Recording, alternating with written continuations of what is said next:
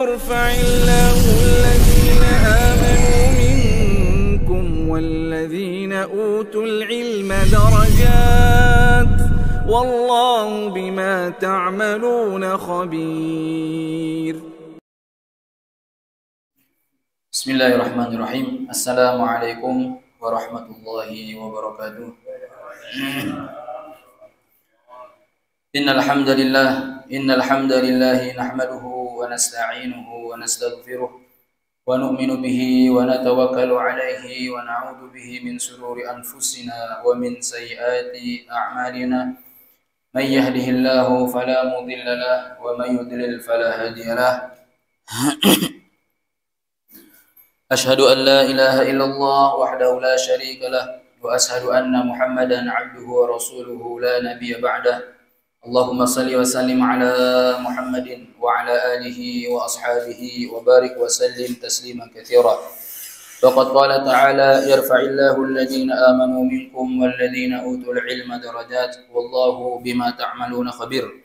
وقال رسول الله صلى الله عليه وسلم في حديثه فيما معنى: من سلك طريقا يلتمس فيه علما سهل الله له به طريقا إلى الجنة atau kama qala Rasulullah sallallahu alaihi wasallam. Hadirin hadirat yang insyaallah dirahmati oleh Allah Subhanahu wa taala, lagi-lagi kita bersyukur kepada Allah Subhanahu wa taala karena Allah Subhanahu wa taala telah dudukkan kita di tempat yang sangat mulia, yaitu rumahnya Allah Subhanahu wa taala dan majlis yang sangat mulia, majlis ilmu dan majlis zikir. Ilmu dan zikir ini adalah dua kalimat yang berbeda tetapi maknanya sama. Dzikr wa ahlul ilm. Maka mudah-mudahan kehadiran kita di tempat ini diridai oleh Allah Subhanahu wa taala sehingga kita dicatat oleh Allah hamba-hamba yang senantiasa cinta akan ilmu. Amin ya rabbal alamin. Jamaah yang dirahmati oleh Allah, sampai-sampai Allah Subhanahu wa taala itu mengatakan fas'alu ahla dzikri in kuntum la ta'lamun. Saya sudah share di grup Ukhuwah Islamiyah ya, tentang antara ahli zikir dan ahli ilmu. Jamaah yang dirahmati oleh Allah, saking istimewanya ahli zikir dan ahli ilmu, sampai-sampai Allah Subhanahu wa taala mengatakan fas'alu ahla dzikri. Bertanyalah engkau kepada ahli zikri. In kuntum la ta'lamun, jika kalian tidak paham, tidak mengetahuinya. Ahli dzikri ini kata ulama, yang dimaksud dengan ahli dzikri ini adalah ahli ilmu, orang yang senantiasa mengingat Allah dan yang senantiasa mempelajari ilmu-ilmu Allah. Jamaah yang dirahmati oleh Allah, seorang ahli ilmu, seseorang itu dikategorikan ahli ilmu ya apabila satu, aliman, dia betul-betul menuntut ilmu, betul alim. Yang kedua adalah muta'alliman, dia betul-betul belajar. Yang ketiga, dia mau mendengarkan ya keilmuan. Yang keempat, dia yang selalu cinta kepada ketiga orang di atas, cinta kepada orang alim. Yang kedua, cinta dengan orang yang belajar ilmu. Yang ketiga, senang mendengarkan keilmuan. Ini dikategorikan sebagai ahlu ilmu. Maka Nabi mengatakan, kun aliman au muta'alliman au muhibban wala takun khamisan fatahlik. Kata Nabi SAW, kun aliman, jadilah engkau orang yang alim.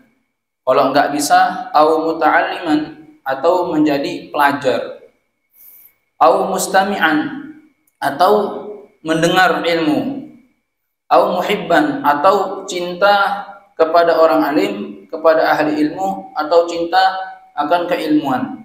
Wala takunu khamisan, jangan jadi orang yang kelima. Apa itu orang kelima?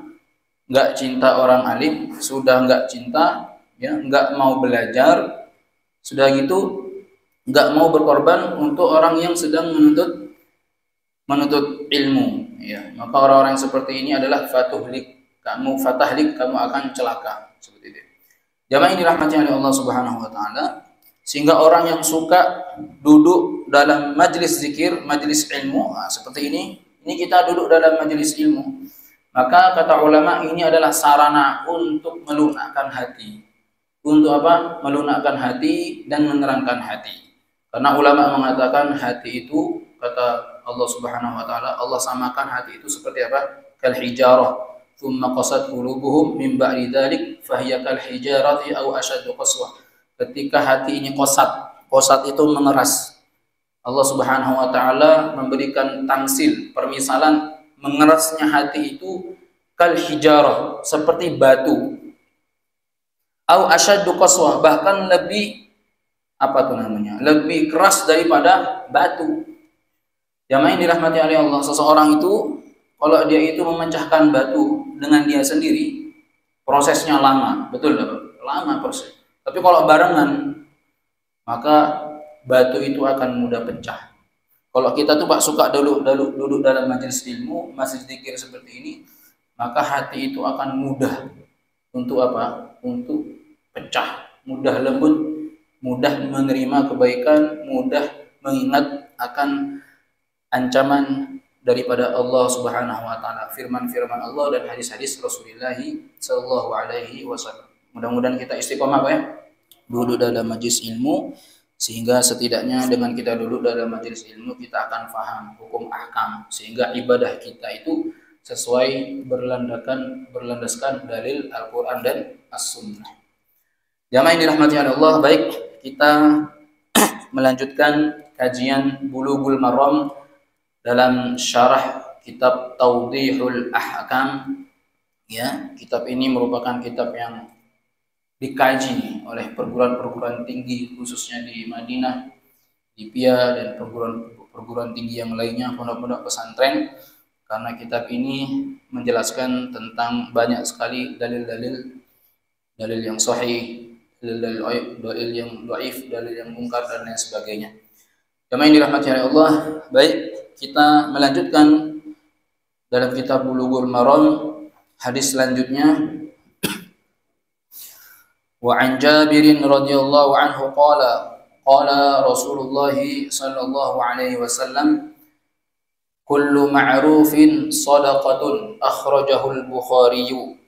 Wa an Jabirin radhiyallahu anhu qala, dari Jabir radhiyallahu anhu, semoga Allah Subhanahu wa taala meridhai beliau. Jamaah yang dirahmati oleh Allah, Jabir ini adalah seorang sahabat yang betul-betul cinta dan peduli kepada Rasulullah sallallahu alaihi wasallam.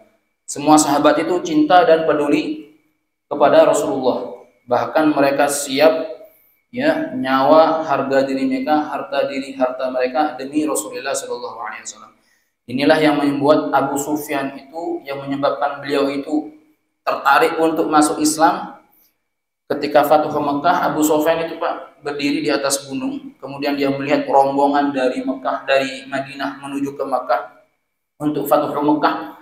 Maka Abu Sufyan radhiyallahu anhu itu subhanallah betul-betul kaget melihat bagaimana begitu antusiasnya pengikut Muhammad sallallahu alaihi wasallam, sehingga Abu Sufyan mengatakan, ketika itu Abu Sufyan belum masuk Islam, Abu Sufyan mengatakan, ini betul-betul agama yang benar, agama yang lurus, agama yang benar, agama yang lurus. Tidak mungkin orang yang banyak seperti ini digerakkan kecuali oleh Tuhannya Muhammad, yaitu Allah Subhanahu wa taala. Sampai-sampai Abu Sufyan itu beliau mengatakan apa? Ma ra'aitu minan nasi, atau ma ra'aitu ahadan yuhibbu ahadan ka hubbi ashabi Muhammadin. Kata Abu Sufyan, ma ra'aitu ahadan, aku tidak pernah melihat. Kalau kalimat bahasa Arab itu Pak diawali dengan huruf ma, kemudian ada fi'il madhi, ra'aitu, aku telah melihat. Ra'aitu itu aku telah melihat, ra'aita kamu telah melihat, ra'aina kami telah melihat. Kalau diawali dengan huruf ma ra'aitu, itu artinya benar-benar tidak pernah melihat. Nah, itu artinya Pak. Itu keindahan bahasa Arab. Ma ra'aitu ahadan, aku benar-benar belum pernah melihat ahadan, seseorang, yuhibbu ahadan, seorang yang begitu dicintai seperti Muhammad, kahubbi ashabi Muhammadin. Aku tidak pernah melihat seseorang begitu dicintai seperti Muhammad dicintai oleh para sahabat. Paham ya? Aku tidak pernah melihat seorang begitu dicintai seperti Muhammad dicintai oleh para sahabat. Jadi Pak, Rasulullah itu betul-betul dicintai oleh para sahabat. Sampai-sampai para sahabat mengatakan seperti ini. Wahai Rasulullah, ketika perang Uhud, yang aku pikirkan itu keselamatanmu, bukan keselamatanku. Maka tatkala aku melihat engkau itu selamat di medan perang, maka aku itu sangat bergembira. Seperti itu Pak. Tidak peduli lagi dengan apa kondisinya. Yang dia pedulikan adalah kondisi Rasulullah Shallallahu Alaihi Wasallam. Dan ini terbukti seorang sahabat yang bernama Jabir radhiyallahu anhu. Jabir ini Pak, orang yang sederhana, orang yang miskin. Dia itu tidak memiliki apa-apa, makan aja susah.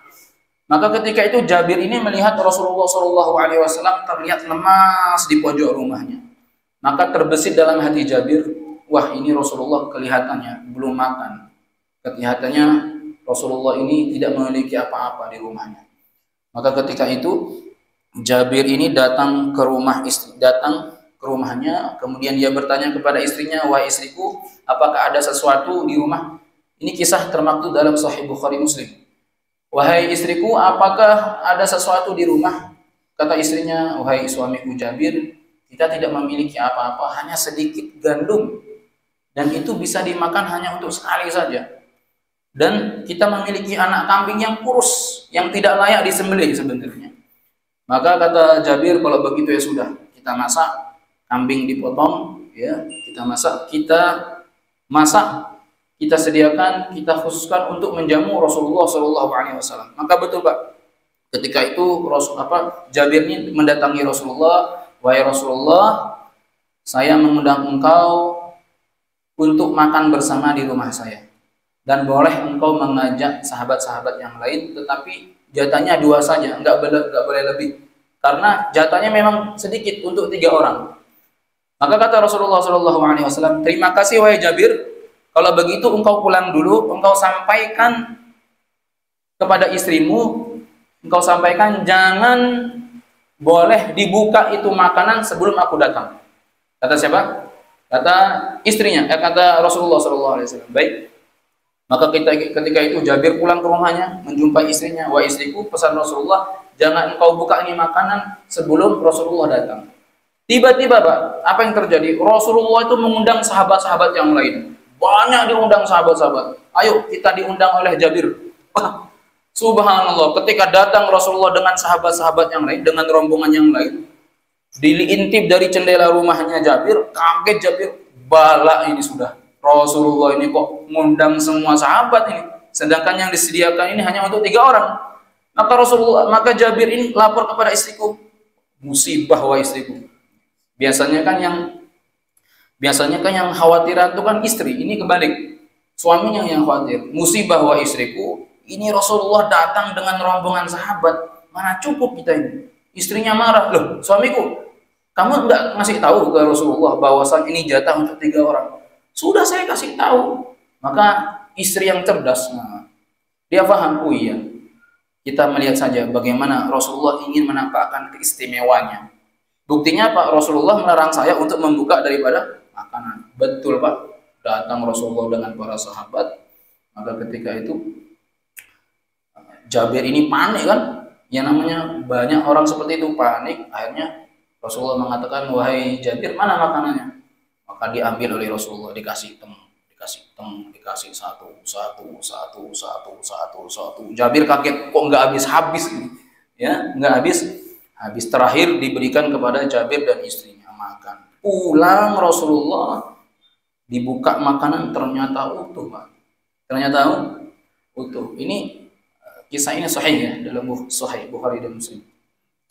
Jamaah ini rahmatullah, ini keistimewaan Jabir radhiyallahu anhu yang melihat tentang mukjizat Rasulullah sallallahu alaihi wasallam, sehingga Jabir ini beliau meriwayatkan sebuah hadis Rasulullah sallallahu alaihi wasallam, kullu ma'rufin shadaqah, semua ma'rufin kebaikan itu adalah shadaqatun, terhitung sebagai sedekah. Ma'rufun didduhu munkarun. Nah, di sini dalam kitab Tawdihul Ahkam disebutkan ma'rufun didduhu munkarun. Ma'ruf itu, kebaikan itu lawan katanya mungkar. Jadi artinya apa? Kullu ma'rufin, setiap kebaikan sedekah itu sedekah. Jamaah yang dirahmati oleh Allah, kita akan mengkaji huruf per huruf Pak ya. Kullu ma'rufin, ini disebutkan di sini. Kullu ma'rufin wa huwa lafdun amin. Kullu itu merupakan lafaz yang menunjukkan keumuman.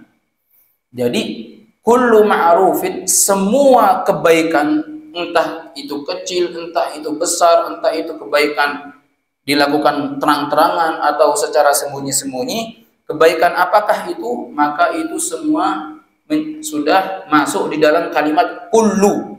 Semua, apapun itu kebaikan, maka dihitung sebagai sedekah. Maka jangan kita bosan-bosan Bapak-bapak untuk apa? Untuk melakukan kebaikan, karena setiap kebaikan itu akan terhitung sebagai sedekah, akan balas. Ya, kullu ma'ruf. Contoh Pak dalam ayat lain, kullu nafsin dha'iqatul maut. Segala yang bernyawa itu pasti akan mati. Kullu di sini merupakan lafdzul am, lafaz umum ya.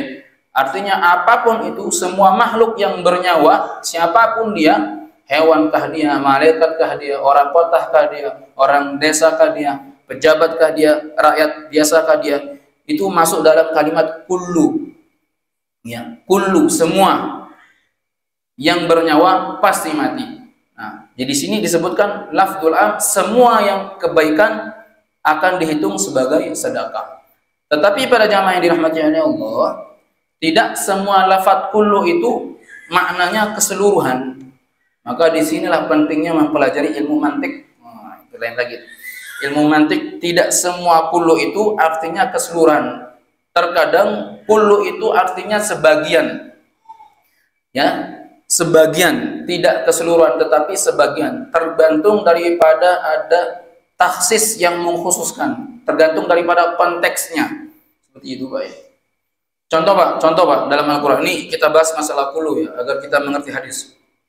Kullu, contoh, waja'alna minal ma'i kulli syai'in waja'alna minal ma'i kulli syai'in hayyin. Dalam Al-Qur'an mengatakan telah aku jadikan segala sesuatu itu hidup dengan air. Atau waja'alna minal ma'i, dan atau telah aku jadikan segala sesuatu itu hidup dengan air. Yang menjadi pertanyaan, apakah semua ciptaan Allah itu hidup dengan air Pak? Enggak kan? Buktinya apa? Malaikat diciptakan dari apa? Hidup tanpa air.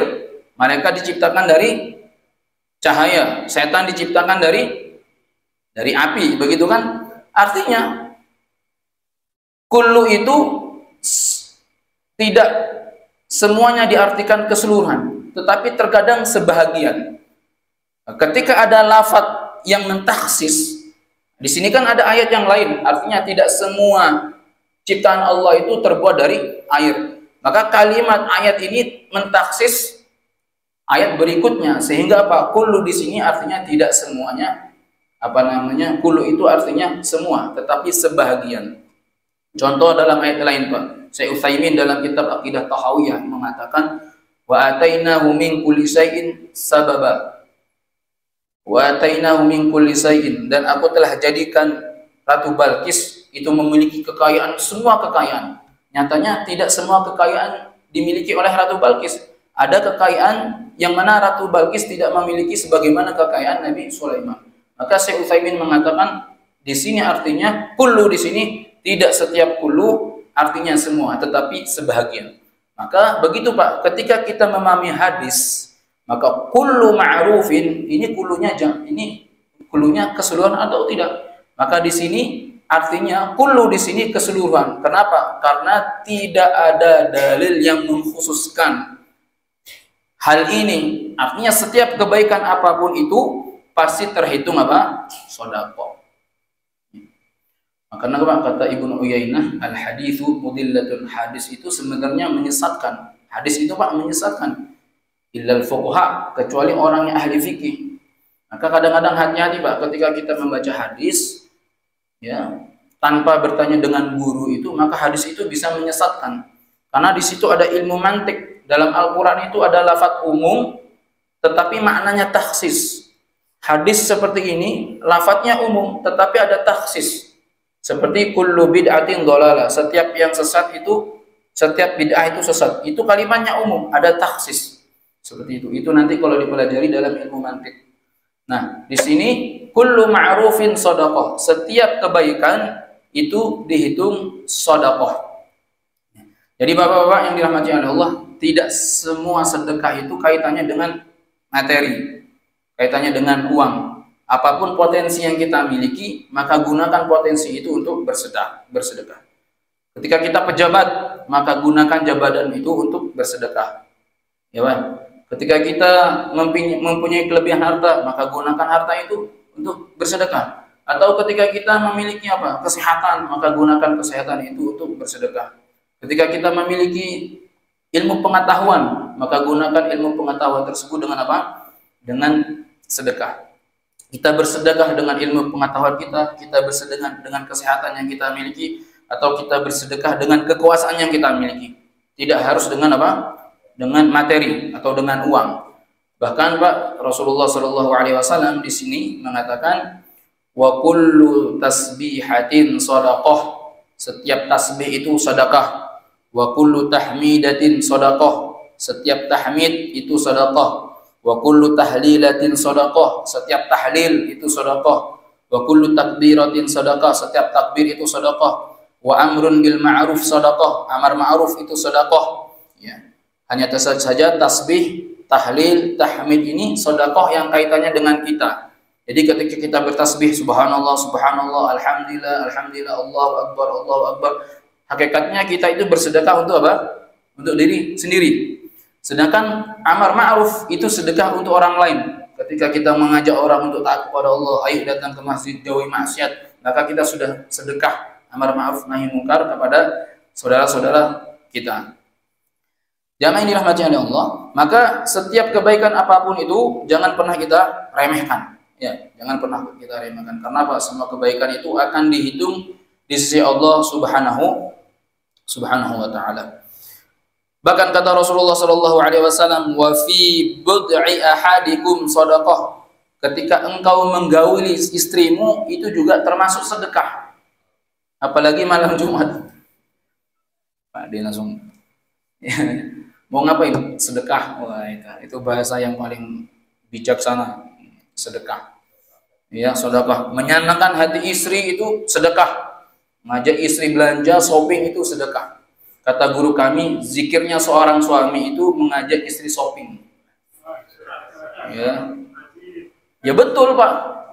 Ya, saya punya guru itu kalau ngajak istrinya shopping pasti zikiran. Hasbunallah wa ni'mal wakil, ni'mal maula wa ni'mal nasir.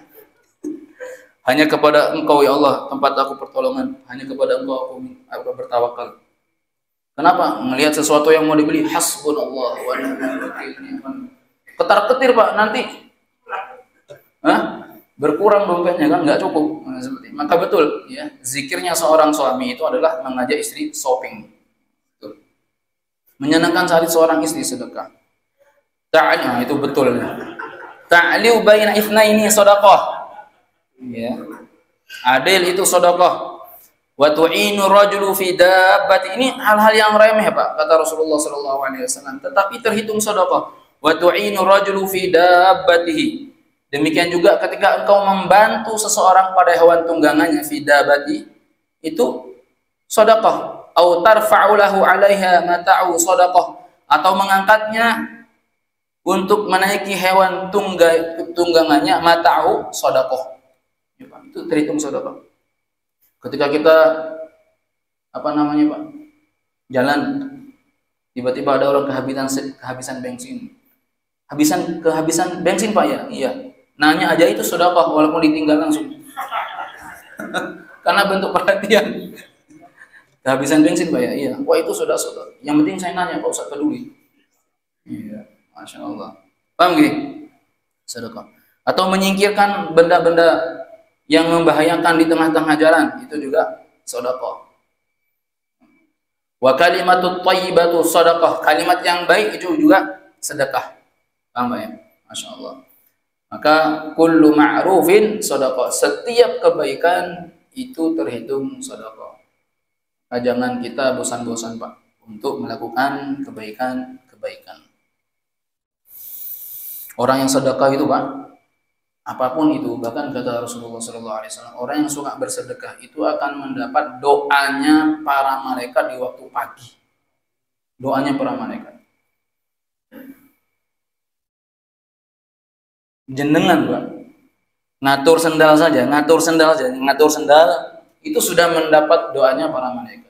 Ya Allah, berilah keberkahan bagi orang yang suka bersedekah. Kemudian ya Allah, cabutlah keberkahan bagi orang yang berat untuk bersedekah. Maka kata Nabi, sedekah itu maknanya luas, bukan hanya dengan dengan materi. Ketika kita mengatur sendal, senyum, itu sudah sedekah. Ya. Tambah ya. Subhanallah, seperti itu. Kita lanjut hadis berikutnya. Wa an Abi Dzar radhiyallahu anhu qala Rasulullah sallallahu alaihi wasallam la tahqiranna minal ma'ruf syai'a walau an talqa akhaka biwajhin talqin. Ya, wa an Abi Dzar radhiyallahu anhu, dari Abi Dzar radhiyallahu anhu, semoga Allah meridhai, qala telah berkata Abi Dzar ini seorang sahabat Nabi yang dikenal dengan seorang perampok sebelum beliau masuk Islam.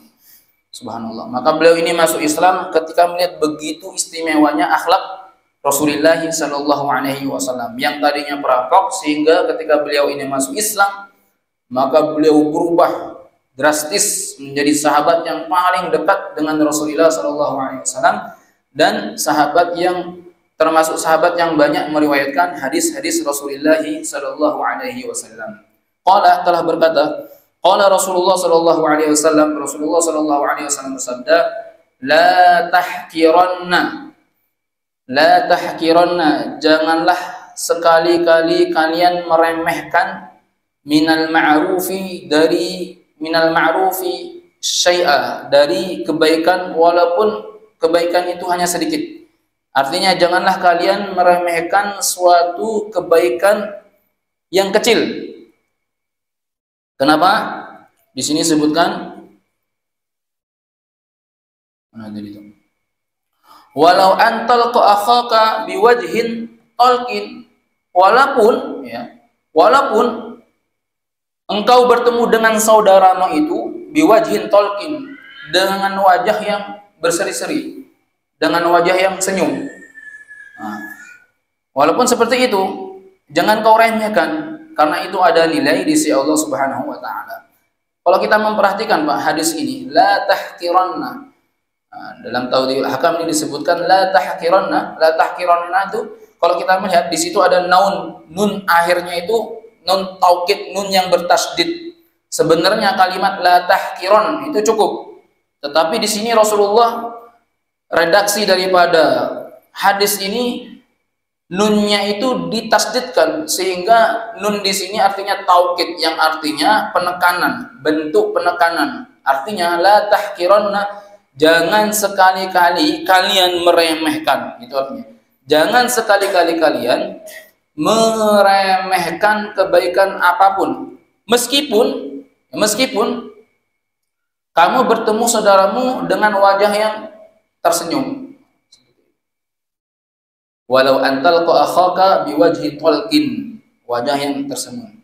Yang dirahmati oleh Allah, maka Rasulullah SAW mengatakan, tabassumuka fi wajhi akhika laka shadaqah. Senyum di hadapan saudaramu itu terhitung sedekah. Jadi Pak, kalau di akhir bulan itu kita sudah enggak lagi bisa sedekah karena kantong tipis, senyum saja itu sudah terhitung sedekah. Tetapi dengan catatan senyumnya itu ada lawan Pak Bu. Kalau senyumnya enggak ada lawan, itu bukan sedekah. Tetapi kalau dalam Al-Quran, majnunun wazdujir, gila tanpa sebab. Ya, tambah ya, senyum.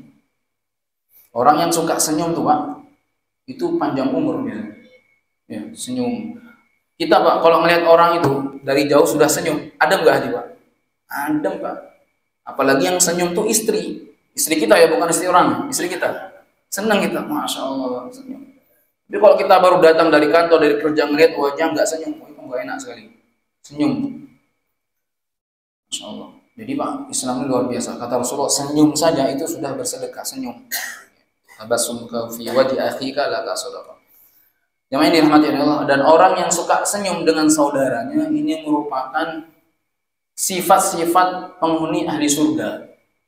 Kata Rasulullah SAW, di antara sifat-sifat penghuni ahli surga yang pertama adalah wajhun malihun. Wajahnya itu berseri-seri.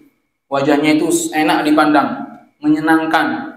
Ya, menyenangkan. Yang kedua, lisanun fasihun. Lisannya itu fasih, tidak berkata-kata yang kotor. Ya, kalau ada yang kotor nggak mau dia keluarkan. Ya, yang dikeluarkan hanya kata-kata yang baik. Qalbun taqiyun, hati yang bersih. Itu sifat ahli surga, hati yang bersih, hati yang tidak ada rasa dengki, dendam dan lain sebagainya. Yang keempat, yadun sakhiyun, tangan yang mudah memberi. Itu ciri-ciri ahli surga. Yadun sakhiyun, suka memberi, suka menolong, suka bersedekah. Ada apa-apa sedekah. Itu adalah ciri-ciri ahli surga. Maka kata Rasulullah SAW, la tahkiranna minal ma'rufi say'a, jangan pernah engkau meremehkan kebaikan sedikit apapun, walaupun itu hanya engkau senyum di hadapan saudaramu. Jamaah yang dirahmati oleh Allah, karena apa, Pak? Sekecil apapun kebaikan itu pasti Allah akan ganti. Allah akan balas. Faman ya'mal mithqala dzarratin khairan yarah. Barang siapa yang melakukan kebaikan, kata Allah, sebesar zarah, maka dia akan melihat. Dia akan melihat kebaikan itu. Walaupun kebaikan itu hanya sebesar zarah. Zarah itu, Pak, kata ulama ada 3 penafsiran. Yang satu, zarah itu artinya semut hitam kecil. Yang kedua, zarah itu debu yang menempel, debu kecil yang menempel. Yang ketiga, debu yang berterbangan ketika disorot oleh matahari pada waktu pagi. Itu zarah, kecil sekali. Maka kebaikan yang kita lakukan walaupun kecil, hanya senyuman, khairan yarah, itu akan dilihat, Pak. Ya. Wa may ya'mal misqala dzarratin syarran yarah, sebaliknya, setiap amalan kecil tapi itu buruk, maka itu pun kita akan melihatnya, akan dibalas di sisi Allah Subhanahu wa taala. Paham ya? Seperti itu. Wa ma taf'alu min khairin fa innallaha bihi alim. Kebaikan apapun, kata Allah, yang kalian lakukan, fa innallaha bihi alim, sungguh Allah mengetahuinya. Kebaikan apapun itu, Allah itu tahu. Fa innallaha bihi alim. Baik. Kita lanjutkan hadis berikutnya.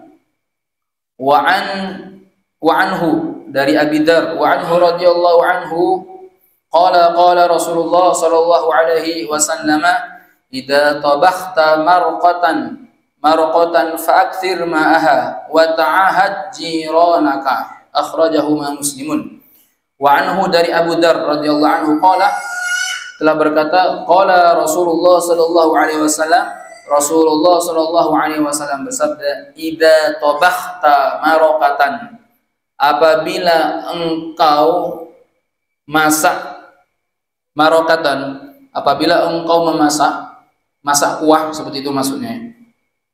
Apabila engkau memasak kuah, fa'akthir ma'aha, maka perbanyaklah kuahnya. Nah itu, dengerin ibu-ibu. Wa ta'ahad jiranaka, dan perhatikanlah tetanggamu. Ya.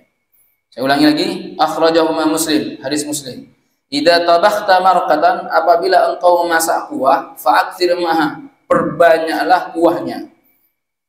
Wa ta'ahad, dan perhatikan. Di sini Rasulullah menggunakan kalimat ta'ahad. Betul-betul perhatikan jiranaka, tetanggamu.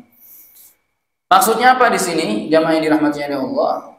Ketika kita memasak, di situ ada hak tetangga, ya. Seperti itu, Pak, ya. Rasulullah itu akhlak Rasulullah. Dalam hal sekecil apapun, kalau kamu masak kuah, perbanyak kuahnya. Kasih kuahnya itu kepada tetangganya, tetapi jangan kuah-kuah toh, Pak. Ya ada isinya juga, itu, Pak. Dan yang diberi pun harus bersyukur, ya, ketika diberi. Jangan marah-marah, kurang ajar. Kuah-kuah tok, kira nggak ada apa-apanya, ya, jangan seperti itu. Ya, paham ya? Ini artinya dari hadis ini Rasulullah SAW mengajarkan kepada kita untuk peduli kepada tetangga,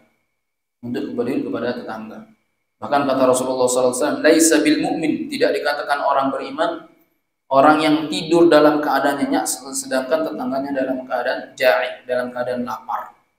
Laisa bil mu'min, dia tahu tetangganya lapar tapi dia diam. laisa bil mu'min, maka itu belum dikatakan orang beriman. Bagi yang tahu ya, kalau yang nggak tahu ya nggak masalah. Ini yang tahu, oh biar saja, biar mati dia. Laporan itu bahaya, ya.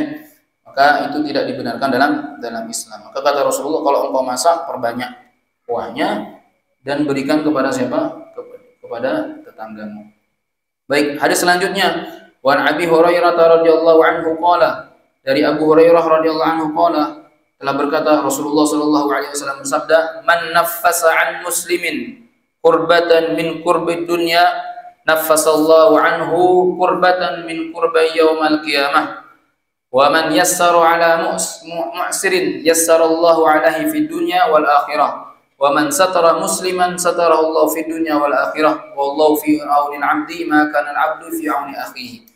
Dari Abu Hurairah radhiyallahu anhu telah berkata Rasulullah sallallahu alaihi wasallam bersabda, man naffasa an muslimin kurbatan, barang siapa nafasa yang memudahkan urusan kaum muslimin, ya, dari urusan kesusahan dunia, nafasallahu anhu kurbatan min kurabin yaumal qiyamah, maka Allah Subhanahu wa taala akan mudahkan semua urusannya pada hari kiamat. Nafasa itu Pak seperti nafasa itu orang yang terikat dengan apa? Dengan tali, maka dia terasa sempit gitu kan. Maka nafasa itu dibuka. Nah, seperti itu. Orang yang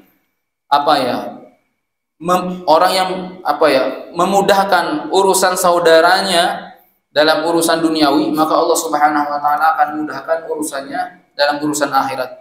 Dan barang siapa yang yassara ala mu'sirin yassarallah, barang siapa yang memudahkan orang yang menimpa kesempitan, maka Allah akan memudahkan urusannya di dunia dan akhirat. Wa man satara musliman, dan barang siapa yang menutupi aib saudaranya, maka Allah akan tutupi aibnya, dan Allah itu akan senantiasa menolong hambanya selagi seorang hamba menolong saudaranya. Jemaah yang dirahmati oleh Allah, insyaallah ini untuk hadis ini insyaallah kita akan bahas pekan depan karena waktu sudah begitu mepet dengan isya. Barak jemaah yang dirahmati oleh Allah, inilah 3 hadis Rasulullah sallallahu alaihi wasallam yang intinya berkaitan tentang akhlak. Mudah-mudahan Allah Subhanahu wa taala perbaiki akhlak kita semua sehingga kita itu menjadi orang-orang yang betul-betul dicintai oleh Rasulullah sallallahu alaihi wasallam. Amin ya rabbal alamin. Subhanakallahumma bihamdik asyhadu an la ilaha illa anta astaghfiruka wa atubu ilaik. Wassalamu alaikum warahmatullahi wabarakatuh.